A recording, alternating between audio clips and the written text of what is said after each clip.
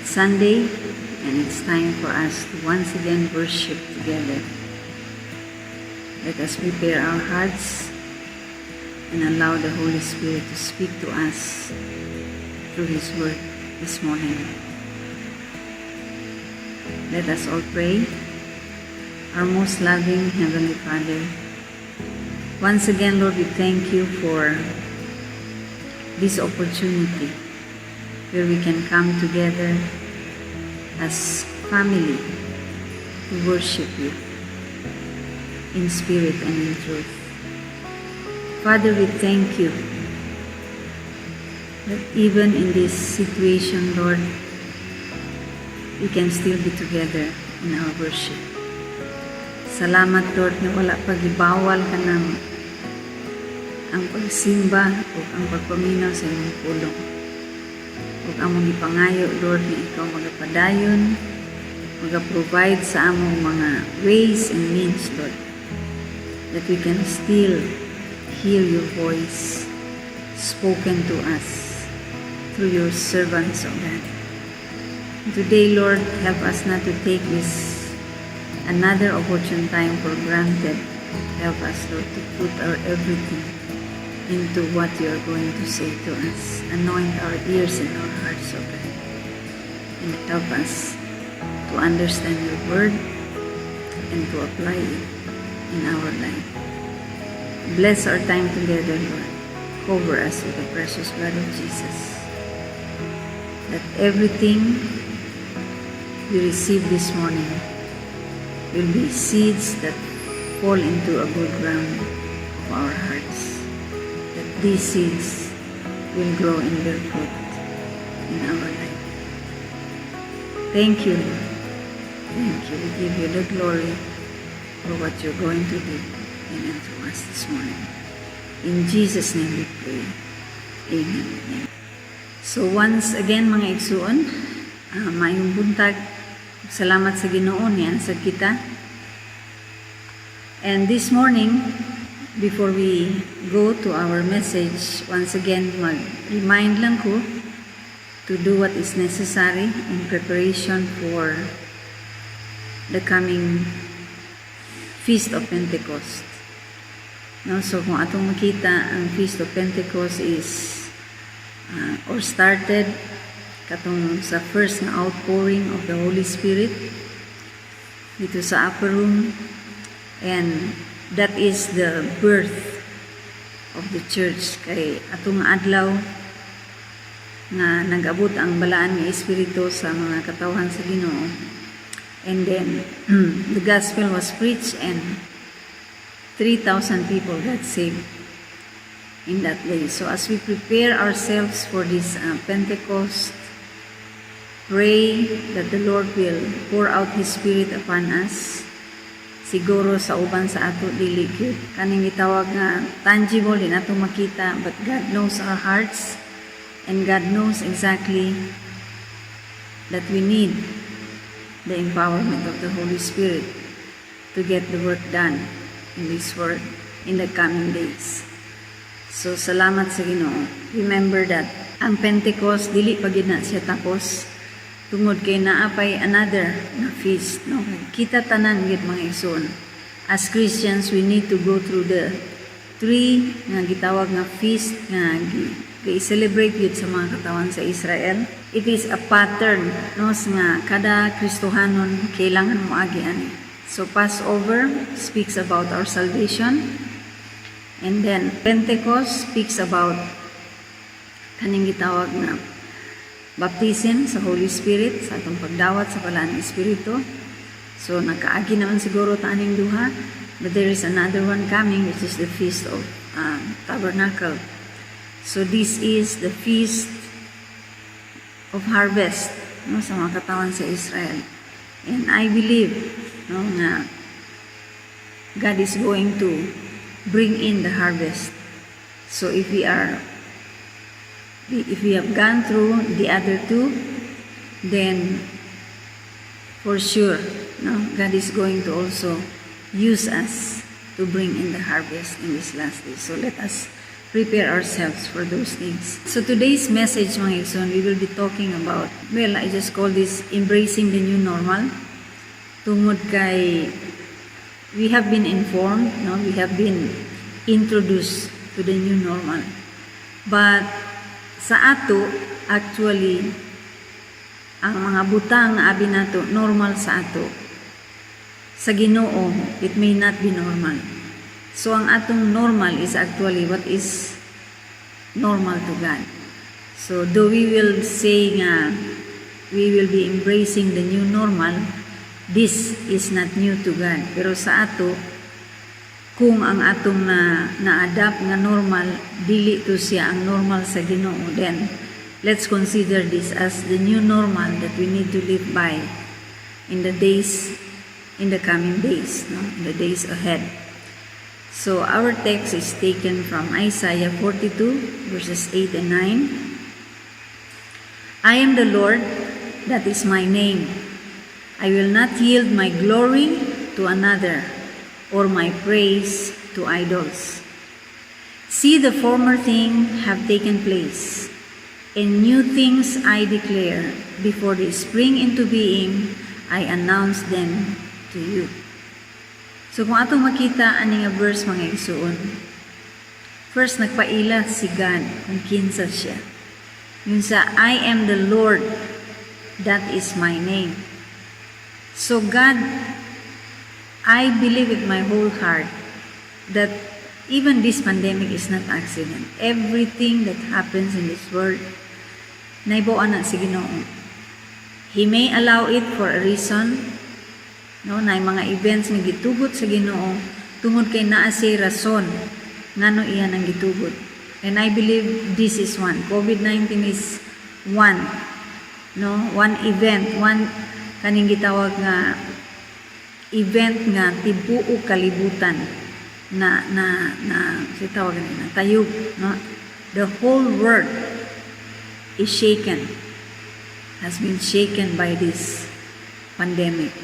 And this is true also, right? Nasulat man gyapon na sa Haggai chapter 2 verses 6 to 9. No, giingon din this is what the Lord Almighty says.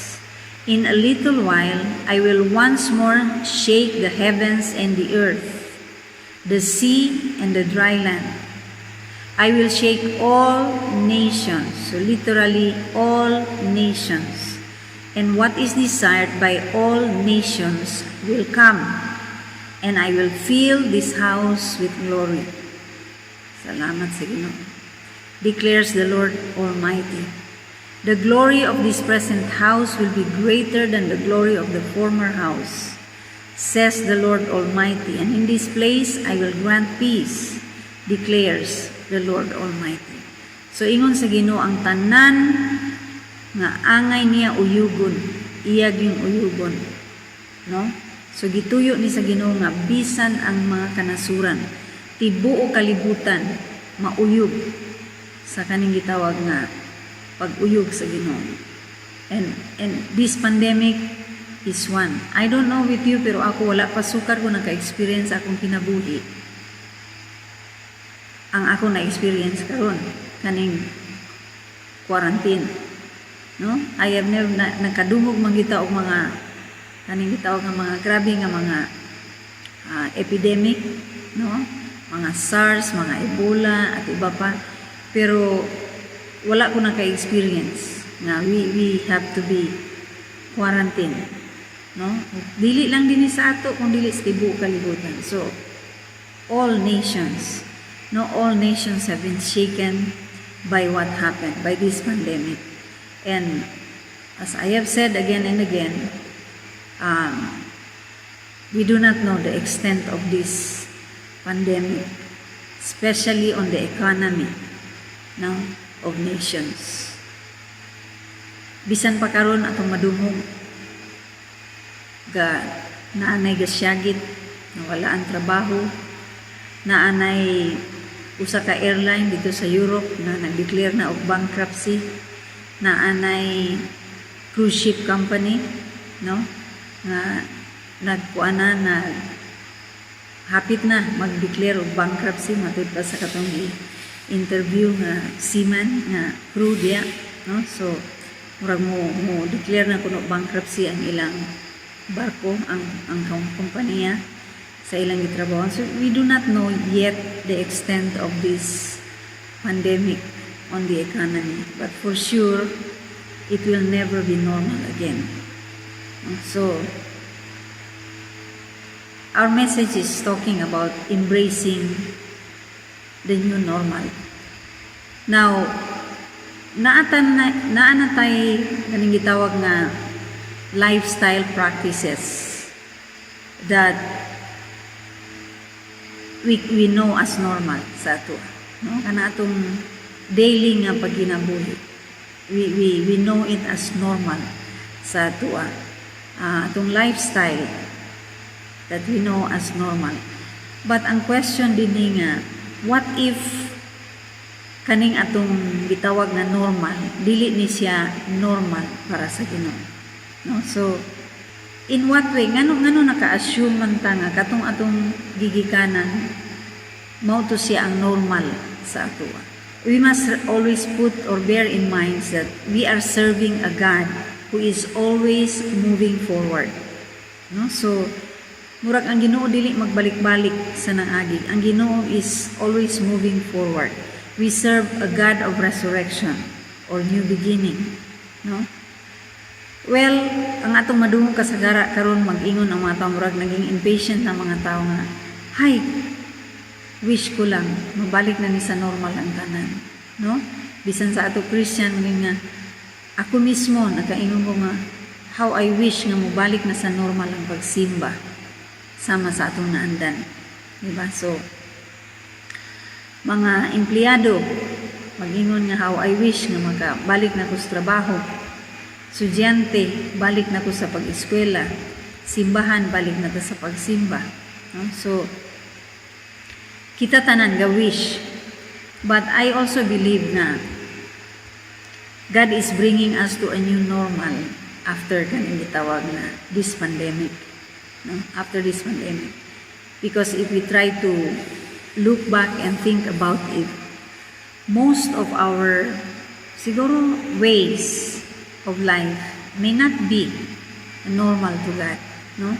What we have accepted as normal life in today's world is actually kaning gitawag nga overloaded all the time lifestyle, diba? And then gidawat na nato ni as normal. Ngano makaingon man ko ana, kay usahay ka nang ga-wonder manggod ta, no? Ga-wonder ta nga no, naging fearful ta, nga no, naging impatient ta, naging hateful ta, naging irritable ta. Kay nga no man mga igsoon, because God never intended for us to carry so much burden, so much load sa atong heart, sa atong nahuna, no? Sa atong kinabuhi. Diba, ingon sa Ginoo nga, cast your burdens upon me and learn of me. For my yoke is easy and my burden is light. See, we are designed to carry light burdens. And yet, we are so overloaded with so many things. Diba? If we would make an honest evaluation of today's lifestyle, or bisan atong kaugalingon nga gitawag nga lifestyle, no? Makaingon ta nga, try to us, have your lifestyle, have my lifestyle been driven by not having enough mentality? Diba? Kung atong tanawon unconsciously, actually, what has become normal to most people in today's world is being driven by the spirit of not having enough mentality. Kanang walay katagbawan, permi na lang kulang, permi kulang. Naana, daghan na kaayo, I don't know, daghan kay mga butang karon nga wala sa unang panahon. And yet, kulang, diba? We cannot have enough of almost everything. We cannot get enough information, no? Gusto ginato nga may bawaan ginato ang tanan kaning gitawag nga unsay angay may bawaan, usahay bisag dili na angay nato may bawaan, gusto ginato may bawaan. So we cannot have enough money, no? Naa natay kwarta pero permi lang mag-ingon ta nga wala, kulang. We cannot have enough possession, no? Kaning gitawag nga mga kabtangan. We always on the go to buy more and more and more. We cannot have enough connection. Munang kung pwede, dulugo na lang ginato ang atong cellphone. No? We cannot make it through the day without gitawag nga atong gadget, atong cellphone. Kaya nga naman, kay gusto ginato nga, I don't know, the feeling of not having enough of almost everything. But what we think is normal is not necessarily beneficial to us, no? And it is not necessarily what God really intend, no, for us. So as God's people, we need to remember that we are different, no? Our lifestyle should be different from the lifestyle of this world. Many times what is normal to God is not normal to us. So kailangan atong mindset, no, nadawat na nato mga igsoon. And because it is not normal, many times what is normal to God makes us afraid. Like for example, the virgin birth, di ba? So kung ikaw si Mary, dili man gyud normal nga mabuntis ka nga walay lalaki. Oh. So nakahadlok, no? Makahadlok sa imo. But to God, miracle is just normal. Diba? What about the parting of the Red Sea? No, it's not normal for you to just stand up, stretch forth your rod towards the sea, unya napikas ang gitawag nga dagat. So sa mga Hebrehanon atong panahon na gikulbaan kay sila when they were let go by Pharaoh and the Egyptians. Unya pagabot dito sa tumoy, they were standing at a dead end. So it's between Pharaoh and his soldiers and the Red Sea na sila karon unsa man. So this is not normal. This is scary. No? So well, nakita nato nga God parted the Red Sea. No? Pinaagi sa milagro. So sa Ginoo, normal ka nang gitawag nga milagro. Pero we need to remember also our human tendency. Natay human tendency nga, when we are afraid, we tend to go or we tend to reach out or we tend to crave for what we know, no? Or what is normal to us. So natay tendency ana. Pariya kaning the Israelites, no? Kung atong makita sa Exodus chapter 14, katong gigukod na sila, nakagawas na sila sa Egypt niya, gigukod sila, katong nagatubang na sila sa Red Sea. Before gipika sa Ginoo ang gitawag nga maong dagat, grabe ilang kasuko kang Moses. Nag-ingon si Moses, tan-awa lagi, imo ming gidala dinhi, tan-awa unsa nahitabo sa amo. May paibalik, di ba nag-ingon nami ibalik na lang mi dito? Ibalik namin mo dito sa Egypt. Bahala mga matay mi dito as ulipon or as slave kaysa mabuhi mi aning way klaro, no? Way klaro. So inana naagyud ng fear, naagyud uncertainties nga atong mabati when we follow the normal of God.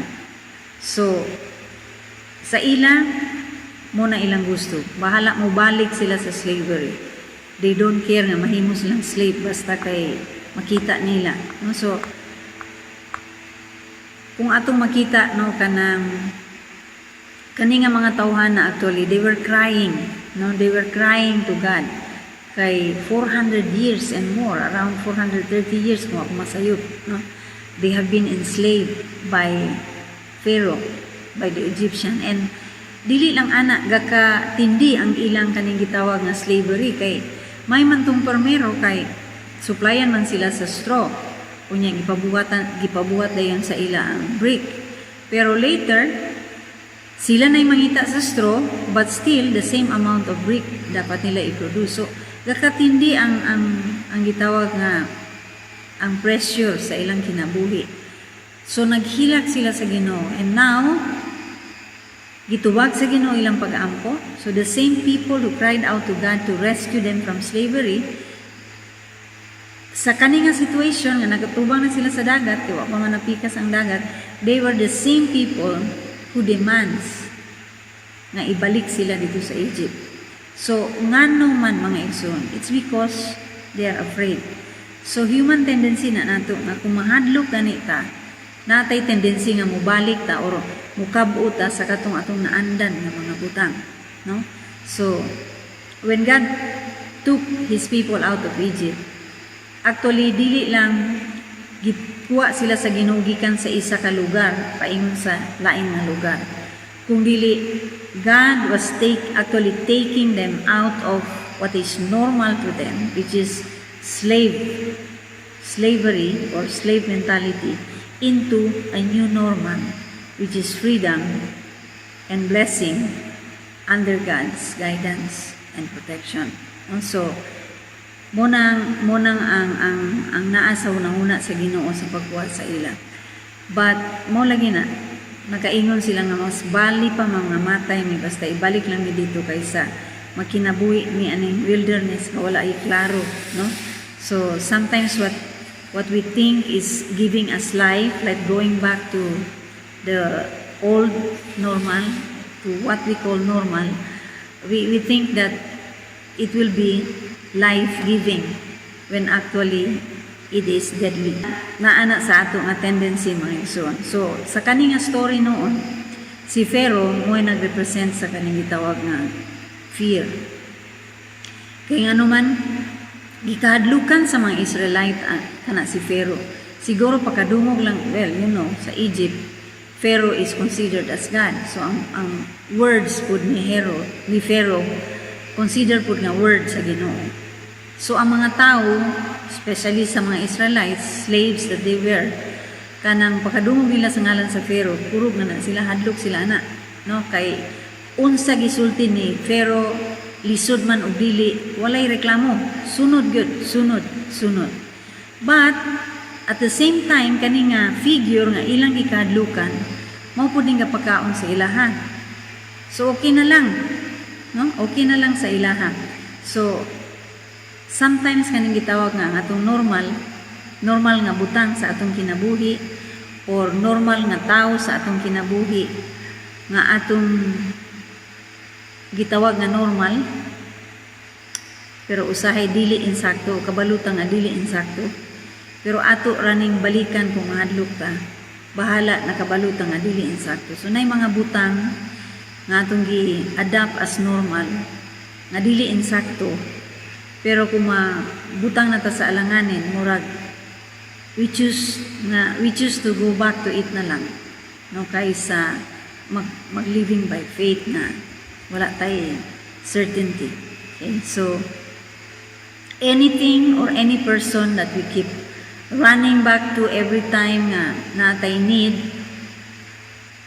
although naibawaan nato nga dili insakto, is a form of Pharaoh sa atong kinabuhi, no? So nay mga butang nga dili ta ganahan, no? Like sa ila ang slavery, di man sila ganahan sa slavery, no? So nay mga butang nga dili ta ganahan o kabalutan nga sayop na siya, pero kung mabutang ta sa alanganin, ato na siyang ga balikan.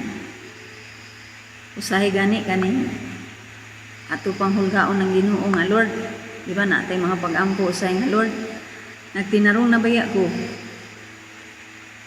na ako'y gipangayo nimo, di gani nimo ni manghatag na balik na lang ko sa akong na andan sa una. Kay may patungula pa ko sa Ginoo, may pa akong kinabuhi, di ba? Makadungog ta mga ingon ana nga storya usahay. So this is what usually this is what we think is normal usually, no? So think about it mga ison. If we go deeper into our relationship with Christ, or if we go deeper into Christ, in Christ, we are no longer normal sa kaning kalibutan o sa sistema sa kalibutan, no? Bisan kaning pandemic bitaw dili man gyapon ni normal. Okay, wala man ta sukad naka experience mga butang sama ni ani. So naay mga butang mga igsoon nga familiar sa ato, normal sa ato, pero dili siya normal sa Ginoo ug angay nato talikdan, no? Ug angay nato i-embrace ang new normal, which is God's normal, no? So even if it's not familiar with us, even if it's scary, no, kaning gitawag nga we need to embrace, because we know nga, as the word of God says, heaven and earth will pass away, but my word will never pass away. Meaning, bisan uncertain sa atong feeling, ang pulong sa Ginoo kung atong sundon, bisag hadlok siya, pero in the end, ang pulong sa Ginoo maoy magpabilin. No? So, usahay kaning bisag dili taganahan, bisag dili maayo, pero tungod kay morning normal sa kalibutan, musunod na lang dayon ta. Diba? Sa ako lang, example kaning gitawag nga tattered jeans. Diba? Bisag ako na amang ko'y tattered jeans. So, kung imong tanahon, sa may beauty anang tattered jeans. Murag ta anak gi kulata, murag ta anak kanang gitawag nga, well, di ba, kung imo gintanahon, basically, it doesn't look right. Pero kay uso man, hala. Di ba? So, iyon anak ba? No? Nay mga butang nga, kabalutan nga, dili siya attractive, dili siya maayo, pero uso man. Okay na lang. I'm not saying nga it's wrong. Believe me, isag ako na ako'y tattered jeans. So, we need to go back to the normal. We need not go back to the normal that we are used to, no? After kanang gitawag nga pandemic. Tungod kay bisan sa kalibutan, I don't know if you are aware of it, pero taga naman siguro kay na no, sa social media karon gibo man kayo si Bill Gates. So bisan si Bill Gates nag-ingon nga sa tong iyang giingon, there is never going to be the same normal after COVID. No? So, nag-endorsement siya o itawag nga vaccine. Diba? We all know about that. So, kung atong tanaon mga igsoon, in this world, there is really no certainty. Everything is uncertain. Everything is programmed. No? Kanabitaw murag, gidula-dulaan lang ta sa mga tao nga naay kapasidad nga mo dula, no, nga sa tibuok kalibutan. We have even heard nga bisan pa kaning gitawag nga COVID is man-made nga kagaw, no. It is impossible kuno nga natural born ingon ani nga klase nga kagaw or virus, kay nganuman it is different virus nga giusa, no. So, naay a little of Ebola, a little of SARS, and then they put together. So, ingon nila, this is kaning gitawag laboratory born nga sa tawag ani virus. So, anyway, tinuod man kana og dili, basta nahitabo na siya, panugot, itugot na sa Ginoo. So, let's not be kanang gitawag conscious more sa kaning mga butang. We need to know, definitely we need to know, pero dili nato itugod nga kaning nga mga butang mo'y maka-worry sa ato mga ison. The only thing we cannot change kaning gitawag nga our circumstances.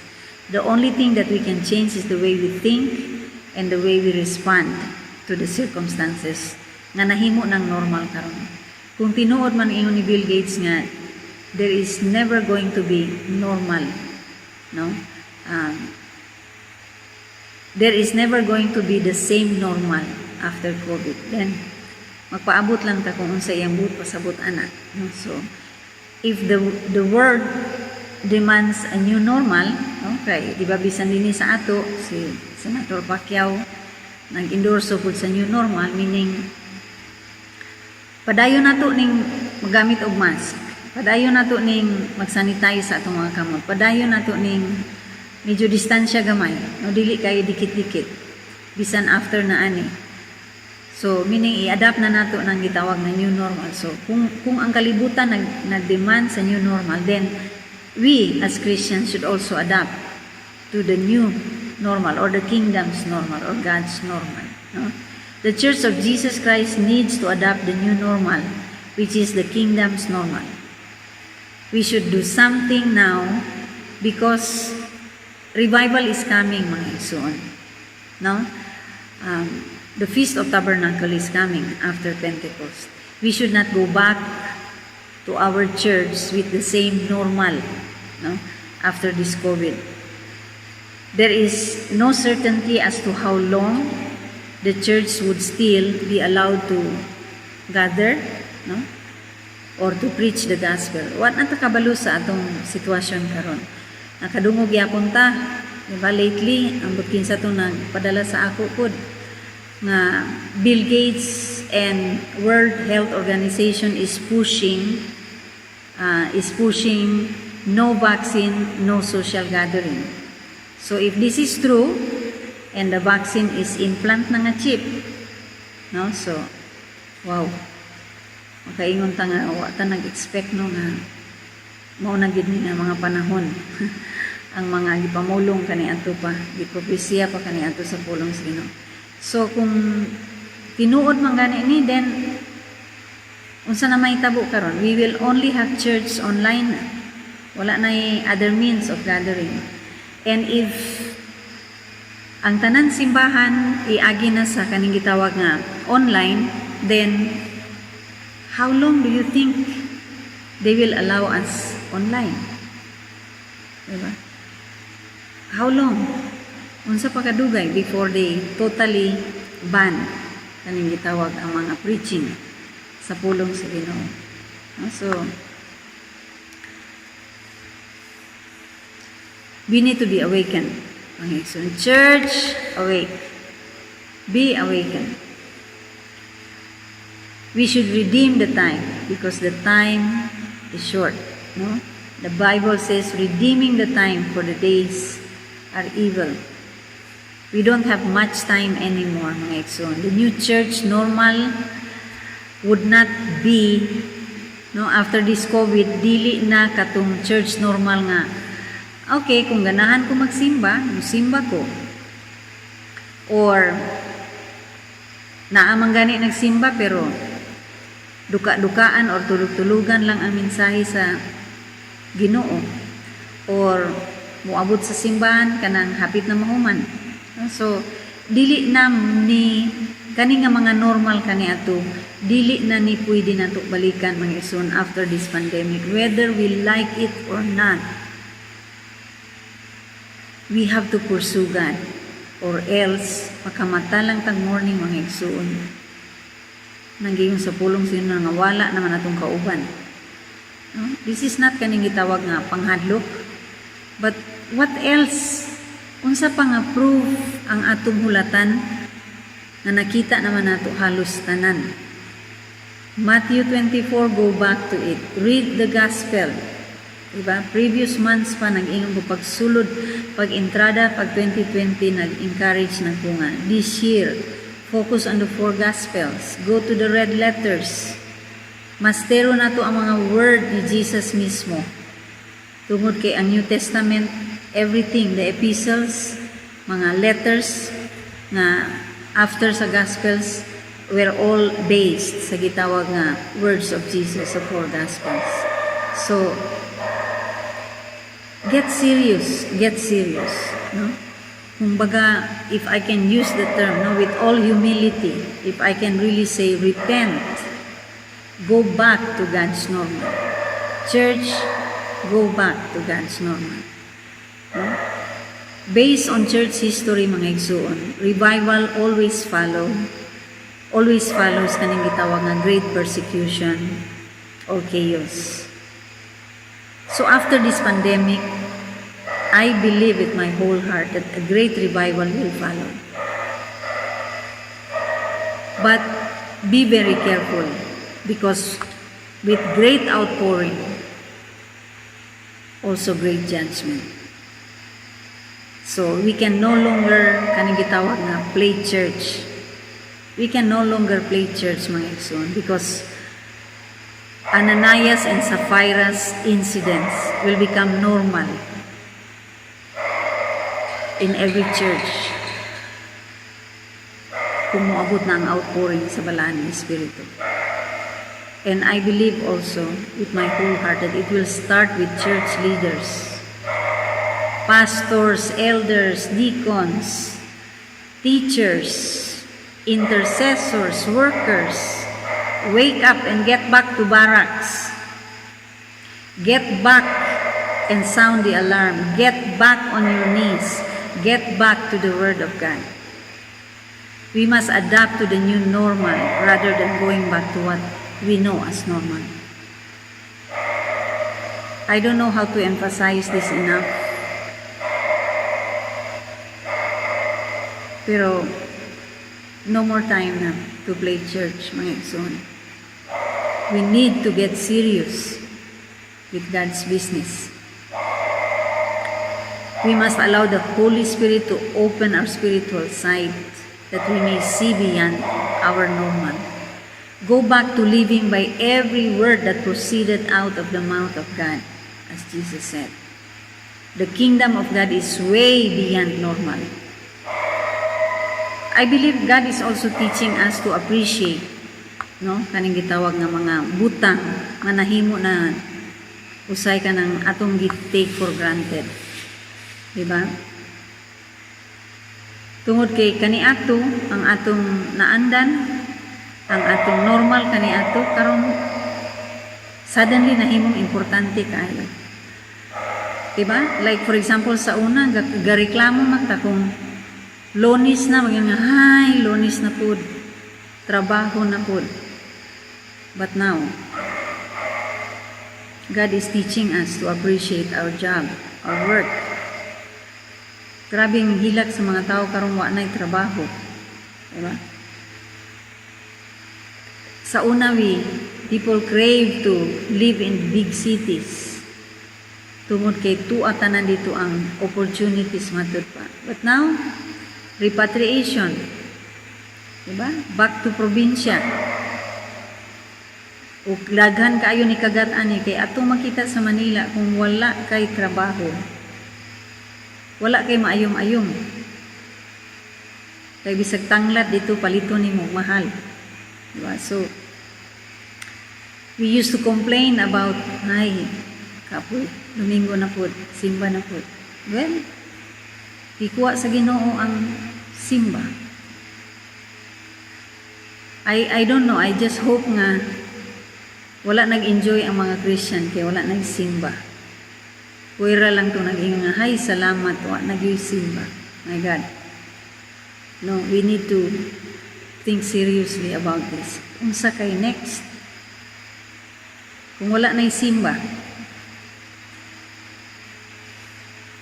nga wala man ko na unsa bisag walay simba, duha na bitaw ka bulan way simba, may noon way gasto. Diba? So things that we used to complain about, now we would hear people say, I wish I can go back to it. No, bahala na masungit akong boss basta na lang ko'y trabaho. Magreklamo ta dito sa airport kay daghang kaayo scrutiny, pag-check up din. Karon bahala unsa yung check up pa lang ko para makasakay lang ko balik, maka-travel ko balik. Especially ka ng mga tao nga kailangan gid mo travel kay mo trabaho. So mura bitaw kaning sa mga Israelites nga, Lord, luwasa kami gikan sa Egypt. Karon nagingon sila, Lord, bring us back to Egypt. Really? Nagingon ang Ginoo, abi nako, gusto ka mo gawas ana. Diba? Hallelujah. So, I believe God is actually doing some of the things nga we have been praying about. No, kung sama sa mga Israelites, they were crying, they were praying that God will deliver them from slavery. And I believe kanipod, tubag din sa mga pag-ampo sa mga Christians. And even the Bible saying, ibisan ang nature, mga igsoon, gag-grown sila, nga luwason sila sa Ginoo. Diba? Romans 8:22, man siguro na nagingon, we know that the whole creation has been groaning no, has been groaning as in the pains of childbirth. Kaya nga no, grabe ng pag-abuso sa nature. No? So, bisan ang nature, ga-grown na gani sa Ginoo. So, appeal na ni siya sa gitawag nga gitubag. So, we need, no, another thing that we need to understand is that just as something is normal to us does not mean that it is normal to God. So, God is taking us into uncertain for now, but God is also comforting those who choose to trust in Him. Dili siya klase nga Ginoo nga mobiya sa ato. God is just telling us that what is normal to us is not normal to Him, because the usual normal to Him is not normal to us. No, like walking on water. Normal na sa Ginoo, pero sa ato di man na normal. So, diba? Risen from the dead. Normal na sa Ginoo, pero dili na normal sa ato. So, this is how things should be for us Christians actually. We should be living above the normal sa kalibutan. We should be living by faith and total trust in God. No? So, ngano si Jesus Christ nagtulog raman during the storm, because that's what's normal to Him. No? So we can still have peace in this storm, because that is supposed to be normal to us, because we are God's children. So the new normal that God wants us to adopt now is better priorities in our relationship with God and others, in our schedules of activities, in our ministry, or even in our spending. Okay, karon na-realize man nato nga sa una katong mga schedules nato nga maging nga dili gid pwede kay kuan gini. Karon nahimo man lagi wala. Kani ato dili gid ko pwede kung dili na ko ni paliton. Karon mahimo man lagi dili paliton. Diba? So katong mga normal sa ato kani ato karon sa mga panghitabo na-realize nato nga pwede ra gid wala, no? Kani ato grabe kung pwede kada bulan gid na ay bagong sinina. No? Karon na-realize nato nga uy bisan kaning karon dili manunsa, no? Kana dili, there's nothing wrong. Pero what I'm trying to say is kung mao ra gid control sa ato, no? Kanang kailangan ang mentality lagi nga always kulang. Kailangan bago. Karon ma-realize nato nga pwede ra di ay walay bago. No? Naaratas balay, murag duster, shorts, so mahimo ra man di ay mga simple na mga pila ra ka buok nga sinina, no? So pinaagi aning pandemic na nakatuon ta nga or nakita nato nga God is resetting our schedules, no? So makita nato karon na ang sa una abi nato dili pwede ra di ay. God is reordering our priorities. Before dili man siguro unsa, pero even Christians, no? Sometimes mahimong mas priority pa nato ang recreation, ang travel, activities, whatever it is, mga programs, no? Mahimong mas priority pa nato na kaysa pagsimba sa Domingo. Karon giwala na gid ang Domingo, ang pagsimba sa Domingo, no? Kaya naman before we assume nga wala may problema ning dili na ko ma-miss, wala may problema ma-miss na kung Sunday kay daghan pa man Sundays mo abot, pero kaning opportunity to travel, kaning opportunity to attend this program, kaning opportunity to this and that, no? Sa una bisan ang mga Christians mas mapili pa nila kung away ni Manny Pacquiao mahulog mo sa Domingo, mas mapili nila nga musimba na lang sila sa lain nga naay afternoon nga schedule sa pagsimba kaysa musimba sa ilang simbahan kung ang schedule sa simba mo conflict. Now, I'm not being fanatic ng Exxon, pero I'm talking about priorities, no? So, except lugar sa mga tao nga di gyud makasimba tungod kay trabaho nila mahulog sa Domingo. I have nothing against that. Pero kana bitong mga schedule nga pwede ra gud nato iunya kay unahon nato ang simba. So karon I think nga we need to rethink the normal, no? By adapting God's normal. Priority, seek first the kingdom of God. Priority is what is meant here, no?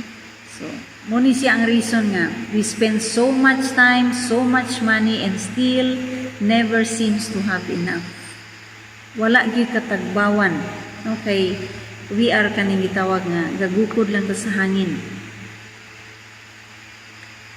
No, paningkamot ta sa mga butang nga dili makahatag katagbawan. So kung normal ni siya sa una, I just hope and pray nga dili na maging normal sa ato karon. Romans 12 verse 1 and 2 mga igsoon nag-ingon, therefore I urge you brothers and sisters in view of God's mercies to offer your bodies as a living sacrifice, holy and pleasing to God. This is your true and proper worship. This is the new normal. This is the new normal, to offer your bodies as living sacrifice. No? Kana bitaw naanad na tanga convenience is our pursuit. Ay tao nga mamilig simbahan kung dili aircon, dili tungod kay dili convenient. Daghan kay rason. Basta dili lang dili mo simba. Pero basically ang root ana is comfort. We want modern, we want comfort. So naanad. But pero atong tan-aw dinhi, I urge you. Sa man siya, nagpakaluoy ko, naghangyo ko, kumbaga si Pablo nag-ingon nga, in view of God's mercy. Grabe na kaayo ka merciful si God sa atoa. So, tungod sa iyang kaluoy sa ato, tungod sa iyang gihatag nga kaluwasan sa atoa, pwede ba ibalik nato sa iya ang atong lawas, living sacrifice? Worship, go back to the New Testament and the Old Testament. Worship always involves sacrifice. Sacrifice of time, sometimes even food. No? Kung atong tanawon sa Old Testament, my goodness, bisan ang offering lang. No? Bago pila ka bulan nilabay, nakalabay na sa kubalik sa Leviticus, akong reading through the Bible. Leviticus, wow, magbalikan nimo mga offering. Kung grabe ni mga offering ba? May kaya di sila kalimot. Sa kadaghan sa klaseng nga offerings mo so, kada lihok, kada moduol sa Ginoo, naagid na sila murag something nga i-offer. Sa ato, gipangayo sa ni Pablo sa ato, gipangayo sa Ginoo sa ato. Offer your bodies as living sacrifice, holy, pleasing to God. Because this is your true and proper worship. This is the new normal for us. This is God's normal. And then, he continues, do not conform to the pattern of this world. See? This world's normal is not supposed to be our pattern. Not supposed to be our normal.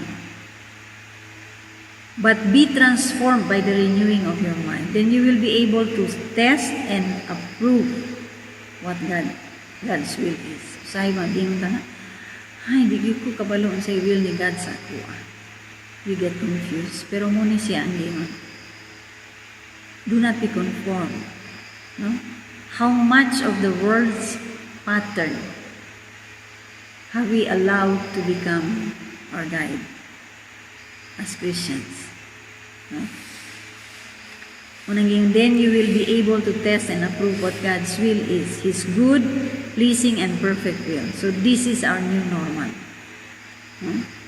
Sama sa pagdala sa Ginoo sa mga katawan sa Israel pinaagi sa Red Sea, karon nga panahon mga igsoon, we need to be together. No, God brought the Israelites, all of them, together, crossing the Red Sea. So this is no time for us to say, I can do it on my own, I don't need you. or you don't need me. It's time for us to be together as God's people, not to stand our ground and to do things for God. This should become our normal, no? Pero before gidala sa Ginoo ang mga Israelites to the promised land, mga igsoon, they have to leave Egypt. So we need to leave something if we want to get something new from God. So what is God calling us to give up to get into where He wants us to be? Saka na siya. To different people, different things. So think how about the world has formed and dictates the way people live today. In just 2 months time or 3 months, almost 3 months time sa COVID, tanawa kung giunsa na pag-shape ang kalibutan. People's way of thinking karon. Diba, just the other day, nakadungo ko, mga artista man to sila, nag-agi og depression. Kaya bisan sila, nakaingon sila, what if wala na yung movie industry? Wala na sila yung mga trabaho. Matud pa nila. Nag-worry sila. So, murag na shape mga igsuon kanang dili man unsa, no, pero even Christians, na yung mga Christians nag-undergo karon ng depression, anxiety. Please do not allow these spirits to control us. This is not normal for us. Dili normal nga mahadlok ka. God has not given us the spirit of fear. Fear is not normal. So if you are suffering or you are having fear right now, renounce it, rebuke it in the name of Jesus. Do not allow it to mingle. No? Do not allow it to stay in your mind. Dili na ato. Okay? So kung unsa kapaspas ang gitawag nga pag-shape, because I don't know, pero I think some of us also nakakuan man siguro mo katong gi-interview sa kaning gitawag nga usa sa mga doctor scientist na who knows kaning gitawag so much, no? Actually she was in prison atong panahon sa SARS, o karon na sa siya gitawag na exposed about ang COVID. I don't know, pero sa iya nakaingon siya nga this is business. Okay, COVID can be cured kuno sa kaning gitawag mga tambal nga actually much cheaper, pero karon giwala na siya sa market kanang mga klase nga tambal tungod kay naa magi-endorse na vaccine. So ayaw itugot nga mo control sa ato ang kahadlok, because our God is greater, no? Our God is our provider. He's a miracle worker, diba? He's a promise keeper. He's our way maker. So ayaw lang taman sa kanta, ikinabuhi. Speak.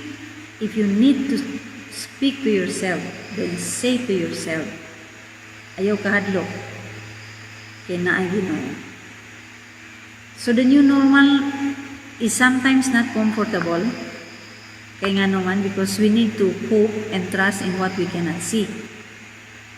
And this can only comes with this renewed mind. No nga giingon nga mind that is not conformed to the world's normal, but the mind that has been transformed into God's normal. So we should think differently from the world. No, it means we should be willing to embrace God's normal and make it our new normal, even if it doesn't make sense. No? Even if we don't know it, even if it's not familiar with us. No?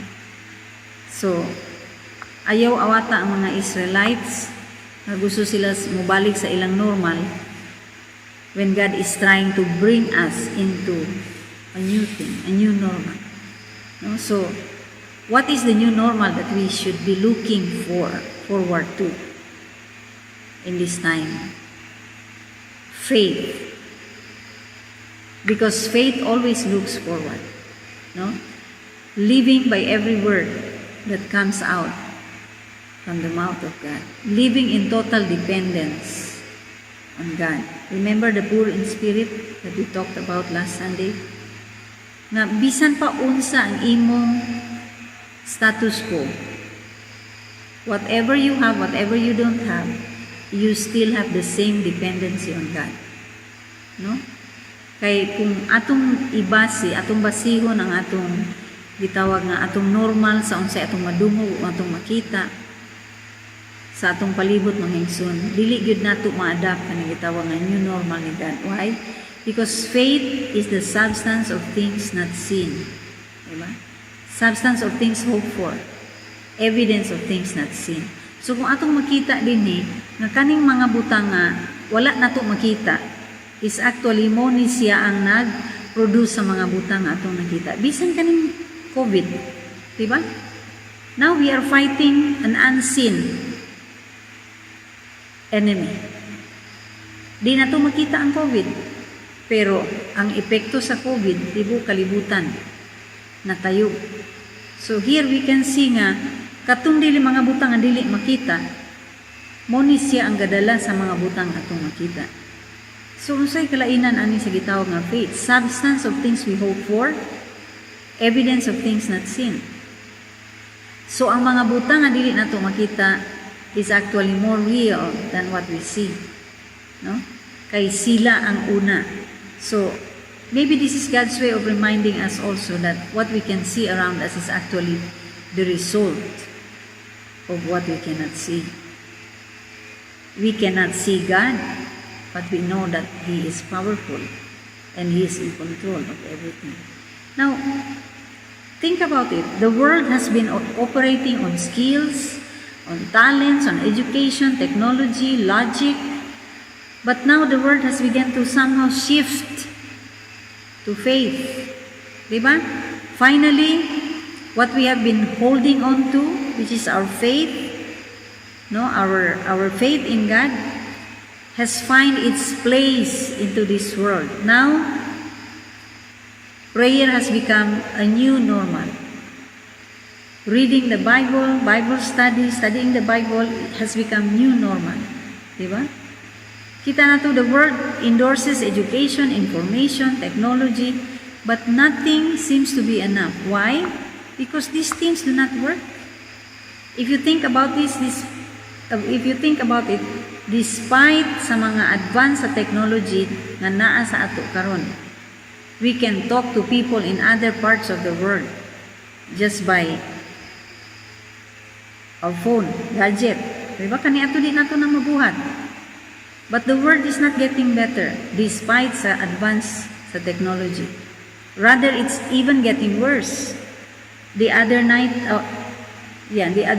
sa news, nakadungog ba mo ang cyber sex karon nga pandemic nga time nga ang mga tao naa sa balay, stay at home. Agoy ang kaaway, may sad trabaho kay nipaspas ang negosyo sa mga cyber sex. And imagine mga igsoon, 1-year-old bata nga babae. No? Gi-appeal na nila sa gitawag na cyber sex. My God. Is this normal? More child prostitution. More teenage pregnancy. More teenage suicide. Diba? More kaning gitawag nga broken family. People cannot even have normal sexual relationship nowadays. Are these normal? Pero pinaagi sa mga panghitabo kaning pandemic karon, worship is no longer weird in the world. Makita nato na anay mga pulis nga ga-worship sa karsada, na anay mga nurse, doctors nag-worship sa hospitals. Diba? Praying has become a necessity and not a burden anymore. So God and faith have suddenly fit in to this dark world. No? Naanay luna ang Ginoo o ang pagtuo sa kinabuhi sa tao. So gisugda na ni sa Ginoo mga igsoon. Kailangan ato ning ma-follow up. We need to take every opportunity to share the gospel now. Start praying for the sick. No? Dili lang naana sa Biblia. We need to go back to what is normal, to God's normal. Lay hands on the sick. Teach our children to pray for the sick. Tungod kay nag-ingon ang Ginoo nga mga bata iyang pagagamiton to prophesy, to preach the word, to even pray for the sick. So time na sa ato nga mo-go back to normal mga igsoon. Kung ang kalibutan maglisod na, ayaw o mahitabo, mag-hoarding na ang mga tao, ayaw awata. No? Ayaw awata. Ingon sa Proverbs 28:27, he who gives to the poor will never be in want. No? But he who shuts his eyes will have many curses. Mo na ning panahon nga gamiton ta sa Ginoo. So ayaw ikahangol kung unsay naa sa ato. This is the time when we need to give, to be generous sa mga tao, sa mga needy sa atong palibot. No? Dili ka nang muawat sa kalibutan. Normal sa kalibutan mag-hoard, mahadlok, mahutdat. Sa ato dita angay mahadlok mga igsoon, because I believe with my whole heart. Bisan pa maumaura nang nabili nimo nga bugas. Kung naay gutom giduol nga imong gitagaan sa bugas, matingala ka kay pagbalik nimo, nasudlan balik imong sako sa bugas. Kanusa pa ba di na mahitabo mga milagro? Mo na ni nga time mga igsoon. Mo na ni nga time, but we need to prepare ourselves for the Pentecost. And Pentecost will be followed by Tabernacle. Kaning Tabernacle is Harvest Festival. I don't know, maybe in October, no? I think October 2 to October 9, kaya 1 week man na siya celebration ang karon nga tuig. No? So, the time after that, we can expect harvest to start coming. Harvest to start coming. But we need to prepare ourselves. Practice kingdom lifestyle. No? Kingdom lifestyle is to give, no? Not to take. So, ato na ng anaro ng atong kinabuhi ay kahadlok mga igsoon. This is the time na mag-claim na nato ang pulong sa Ginoo, and it will become normal to us to live by every word that proceed out of the mouth of God. So let us be encouraged. Let us adopt the new normal, which is God's normal. So God bless us all. Let us pray. Our most loving Heavenly Father, we thank you so much, O God, for your word reminding us that nothing happens in this world and in this universe na wala, that would take you by surprise. You are in control of everything, Father. We just pray, Lord, that you will shift our mind to what is normal to you, and not what is normal to us or what is normal to this world. Lord, we pray that you will give us faith that can move mountains. Lord, we pray that you will prepare us, prepare your people, Lord, body, soul, and spirit. Cultivate the hunger in our hearts for more of you and your righteousness. Help us to seek you, to seek your kingdom and your righteousness, because everything else will just fall into place if we do what you command us to do.